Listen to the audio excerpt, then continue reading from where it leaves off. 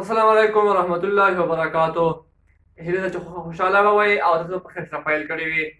راځو نن ورځ د اعدادو ځینې ډولونه چې پاتې وو په تېره ویډیو کې ما تاسو ته د اعدادو ځینې ډولونه تعریف کړي وو، درته ښودلي مې وو او ځینې اعداد پاتې وو ترې.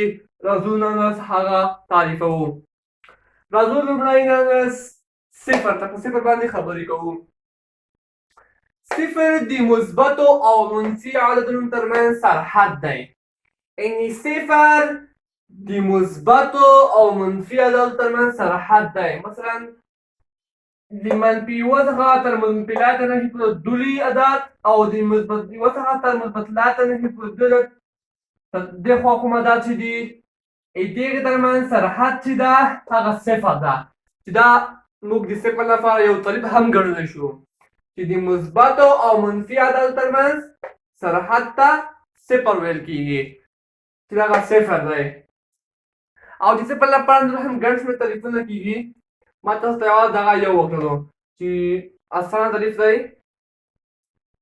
چې د مثبتو او منفي عددو ترمنځ سرحد ته صفر ویل کېږي.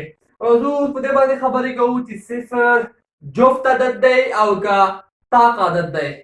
د ثبوت سره تاسو ته وړاندې کوم. صفر یو جفت عدد دی چې په لاندې ډول یې ثبوت کولی شو. صفر چې ده یو جفت عدد ده. راځو دلته تاسو په ثبوت رسوم چې ولې جفت عدد ده. دې لپاره مې اوس د اعدادو یو محور رسم کړی دی. د منفي عدد نه هم پکې لیکلی دي، مثبت عدد نه هم پکې لیکلی، صفر هم شته پکې. اوس ګورو چې صفر طاق ته که جفت عدد دی. منفي څلور یعنې منفي څلور چې دا ده جفت ده، جفت مو دلته لیکلي دي. منفي درې عدد طاق ده، یعنې دې خوا څخه پر راشروع کېږو او یو ښیو چې جفت طاق خپله په صفر باندې راورسېږو چې صفر جفت که طاق ده. منفي څلور جفت، منفي درې طاق، منفي دوه جفت، منفي یو طاق، راورسېدو صفر ته. د طاق نه وروسته څه شی وي؟ جفت. نو صفر څه ده؟ جفت ده. نو موږ ته پته ولګېدله چې صفر جفت عدد دی. یعنې دې خوا په ورځو څلور جفت، درې طاق، دوه جفت، یو طاق، صفر جفت. دا یې لومړنی ثبوت ده د صفر د جفتوالي صفر جفت عدد دی. راځو دویم ثبوت ته یې دوه کا دا د جفت عددو عمومي شکل دی. دوه کا چې دلته دا کا چې ده دا موږ ته مکمل عدد راښایي چې په ډبل سره ښودل کېږي. کا چې ده دا موږ ته دلته مکمل عدد راښایي چې صفر څخه شروع کېږي تر مثبت لاته نهي پورې.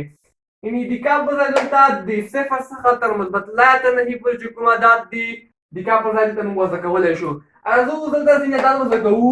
یعنې که چېرته موږ په دا کا کې مکمل عدد وضع کړو دا به هغه موږ ته یو جفت عدد راکوي. راځو اوس یې وضع کوو. دوه خپل لیکو ضربې د ضرب په حالت کې دي سره. اوس یو چې یو مکمل عدد دی، لکه چې مکمل عدد د صفر څخه شروع کېږي تر لاته نهي پورې، مثبت لاته نهي پورې. یو وضع کوو، یو دوه دوه وضع کوو، دوه خپل لیکو، دوه وضع کړي دي، دوه دوه څلور، که درې وضع کړو شپږ راځي، که پنځه وضع کړو لس راځي، چې دا ټول چې دي جفت عدد دي. ټول جفت عدد دي، ټول جفت دي. اوس راځو صفر ته چې صفر هم یو مکمل عدد دی. ګورو چې موږ د کا په ځای صفر وضع کوو. ګورو چې دلته چې کوم عدد راکوي هغه به خامخا جفت عدد وي. یعنې هر کله چې موږ دلته په دا دوه کا چې کوم فورمول ده په دا کې د کا په ځای کله موږ یو مکمل عدد وضع کړو چې کوم یو ځواب راکوي، چې کوم ځواب راوباسي هغه ځواب به خامخا یو جفت عدد وي. نو اوس ګورو چې دلته ځواب څه شی راوځي. حل کوو یې دواړه صفر.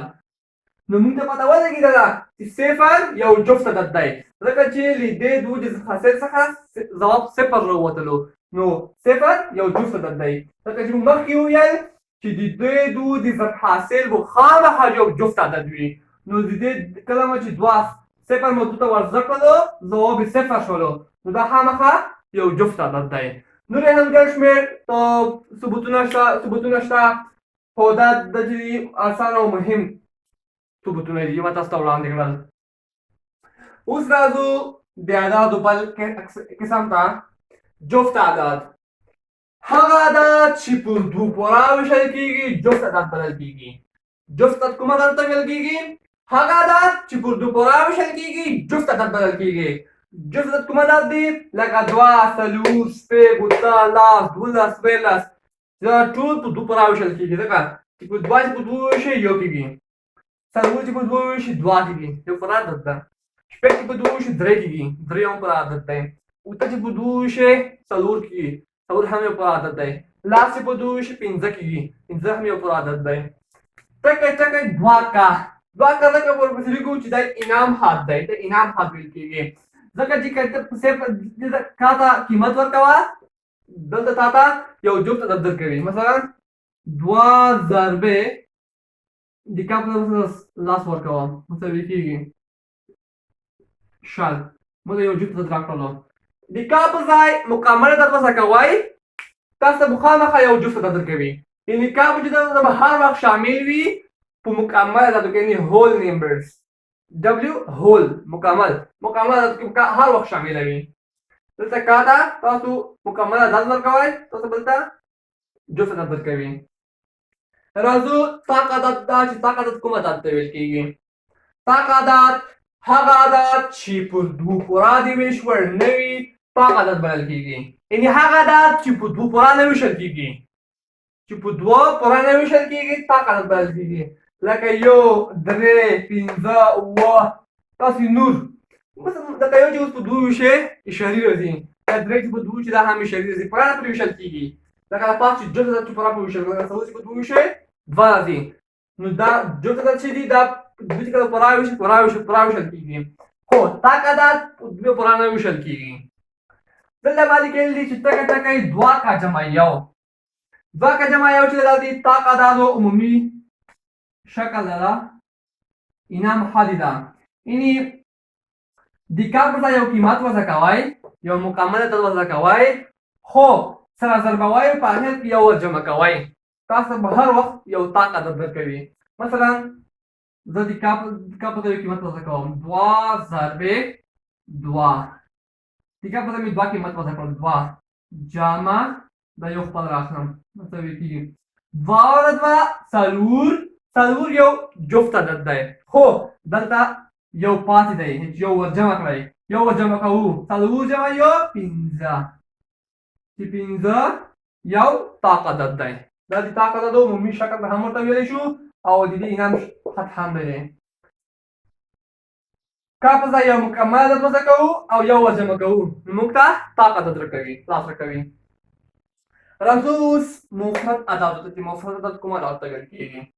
هغه عدد چې پرته له یوه او خپل ځان څخه په نورو عددو پورې نه تقسیمېږي مفرد عدد ورته وایي.